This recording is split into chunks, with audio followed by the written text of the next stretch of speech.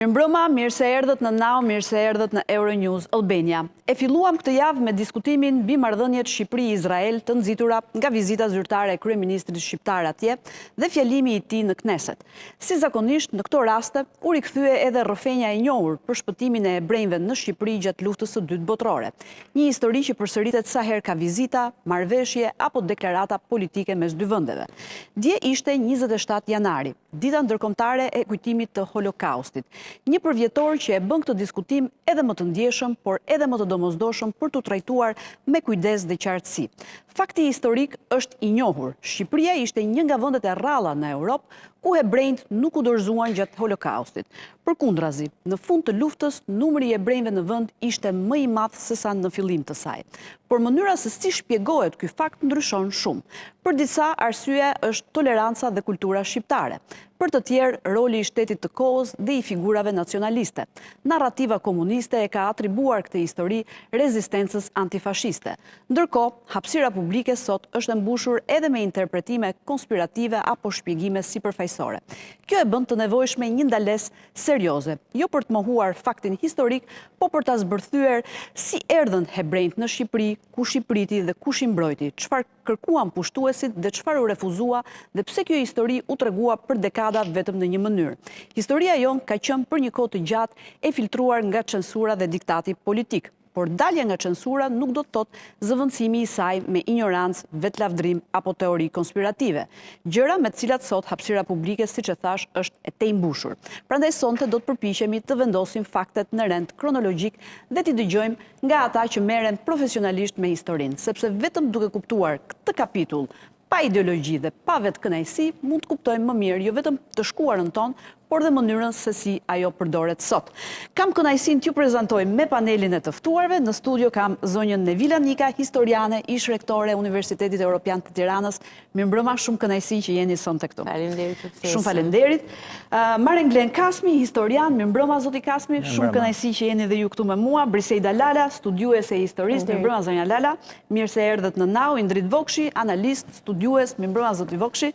Mirë se erdhe, shumë kënaqësi që jeni dhe ju këtu sonte. Në fakt, unë kam nxjerr disa dokumenta që nuk po i shfaq tani, po do t'i përdor gjatë bisedës, janë dokumenta arkivore të viteve nga viti 1939 deri në vitin 43-44, janë shkresa zyrtare të shtetit shqiptar, dokumenta fetare dhe dëshmi familjare, që tregojnë shumë se si janë regjistruar hebrejt, si janë pajisur me dokumenta, si janë ndihmuar nga shteti dhe si kanë strehuar familjet shqiptare gjatë luftës. Zonja Nika, po e nis me ju. Me një pyetje si fillim, sa për të shpjeguar pak edhe kontekstin. Kur janë fillimet e ardhjes së hebrejve në Shqipëri? Qoftë edhe para luftës, ë?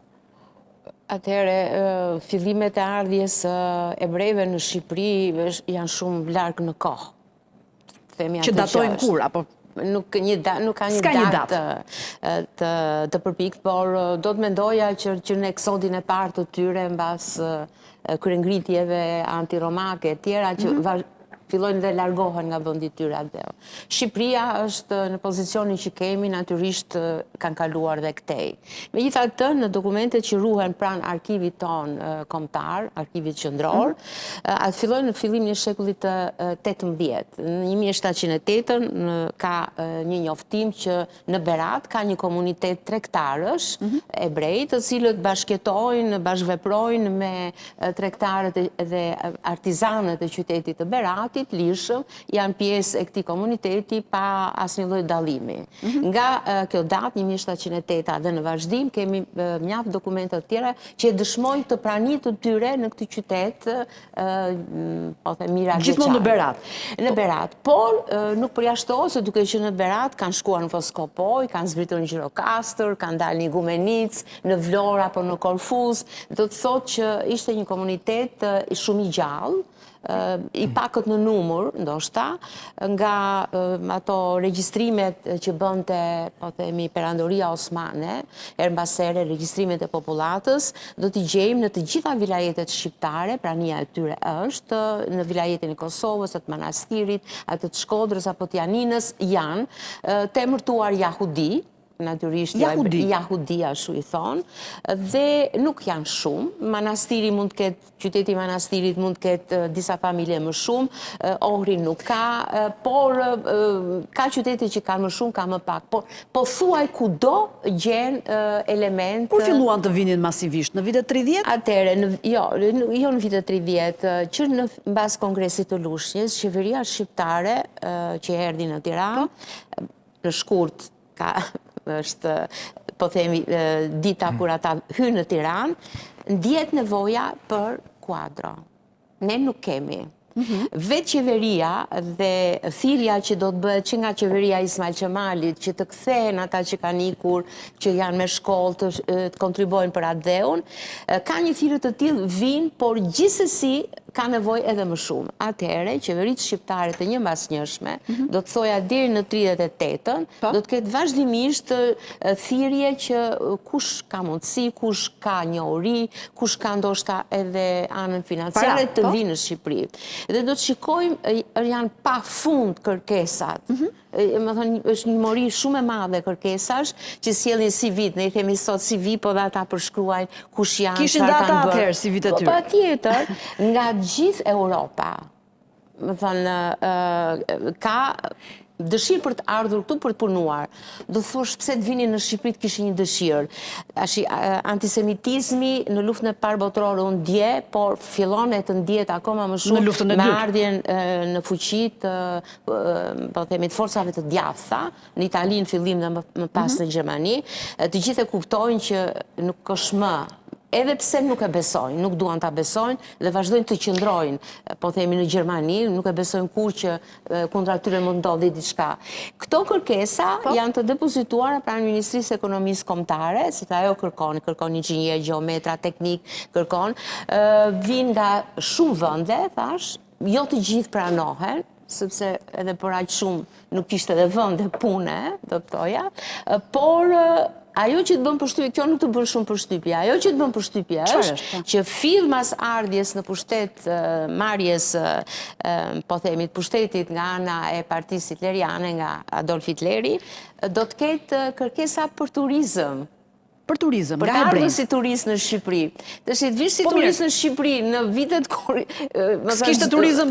Jo, kishte turizëm. Kjo të bën shumë përshtypje. Mbaj mend një listë studentësh të vitit të 38, është një listë e gjatë studentësh, unë nga Leipzig, nga Dresdeni, që kërkojnë vinë në Shqipëri për të parë Shqipërinë turizëm.